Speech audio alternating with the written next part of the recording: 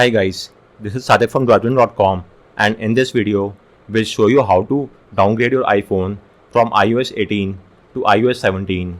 So please take a backup of all the data on your phone and then let's get started. So before that, let me tell you one important thing. So if you have taken a backup on iOS 18 beta, then you will not be able to restore that backup on the iOS 17 stable because Apple does not allow restoring the backup made on a beta build over to a stable build. So you could either manually backup and restore the data from the iCloud, or you could restore the data that you had made before updating to the iOS beta, that is the backup that you had made earlier in the iOS 17 stable build. Just keep in mind you cannot restore the data that you have just made on the iOS 18 beta because restoring the data from a beta to a stable build is just not possible. So with that said, please take a backup of all the data on your phone and then let's get started. So first and foremost, if you are on a Mac, then you could easily get the job done via the Finder window.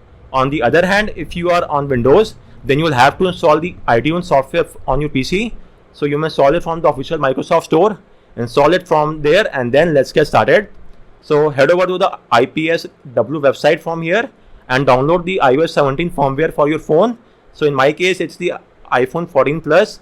So go there and download the firmware. So make sure to download only the signed firmware. The signed firmware will be in a green color, as you could see. This is the only signed firmware in my case. If you have a couple of signed firmware, then download the latest one. You could see the date from here. So get hold of the signed firmware from here, and once you have got the firmware, it will be something along the following lines. Let me show you. It will look something like this, ending with the IPSW format. So once you have got the firmware, let's now move ahead with the next step. So now you will have to type in the passcode and turn off the stolen device protection on your phone. So let's get that job done as well. So to turn off the stolen device protection, you will have to go to the settings menu. From there you will have to go to Face ID and passcode. So just give me a second.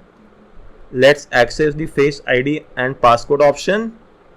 This is the option, and now I'll have to enter my password. So just give me a second.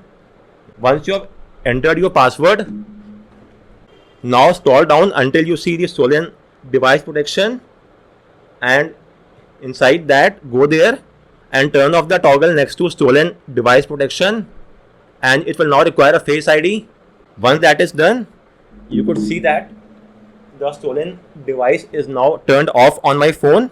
Once done, you will now have to also turn off Find My iPhone. In fact, we had to turn off stolen device because it was a requirement for Find My iPhone. You will not be able to turn off Find My iPhone until and unless you turn off stolen device protection. So it's a requirement for the Find My iPhone. So now let's move ahead and turn off Find My iPhone as well. So from the settings menu, go to the settings menu on your iPhone, then tap on your name, then go to Find My, then go to Find My iPhone, and you may now turn off the toggle. It will now ask you to enter your Apple ID password. So let me do that as well. It will take just a few seconds. So type in your password and tap on the turn off button. It will take a few seconds for that to happen. So let's just wait, and let me show you now. As you could see, the Find My iPhone has been turned off. So once that is done, you will now have to plug in your iPhone to your Mac or Windows PC. As of now, I'm using a Mac, so let me do that. And as soon as you do so, you will get a prompt on your phone. You might get a prompt on your phone asking if you want to allow or don't allow the process to access the files on your phone from the Mac. In my case, I've already tapped on allow. So make sure to tap on allow to get the job done. Once that is done, open the Finder app on your Mac or the iTunes app on your Windows PC. So I'm opening the Finder app on my Mac, and you should now see your phone name over here inside the location. This is my iPhone. As you could see, Sadek's iPhone. Choose your iPhone, and it will take a few seconds, and let's wait for the time frame. Once that is done, you will now see the restore iPhone option, but we don't have to simply click on restore. Instead, if you are on a Mac, then you have to press and hold the option key and then click on restore iPhone.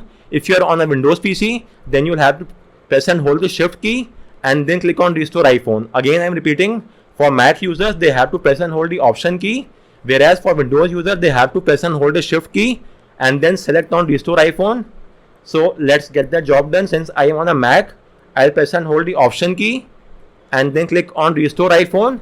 It will now open a new Finder window. So you just have to choose the IPSW firmware and click on open. As soon as you click on open, the flashing will now start and it will now flash the iOS 17 firmware on your phone. Once that is done, your phone will undergo a reset, and upon a reset, you will be taken back to the iOS 17 setup screen. You may then do a setup of your phone by restoring the data, and then your task stands complete. So guys, this was all from this video on how you could do a downgrade. The only thing to keep in mind is that you will have to turn off Find My iPhone, and for that you will have to turn off stolen device protection as well. Also, always download the signed IPSW file, which are green in color. Never download an unsigned file, it might lead to quite a few issues.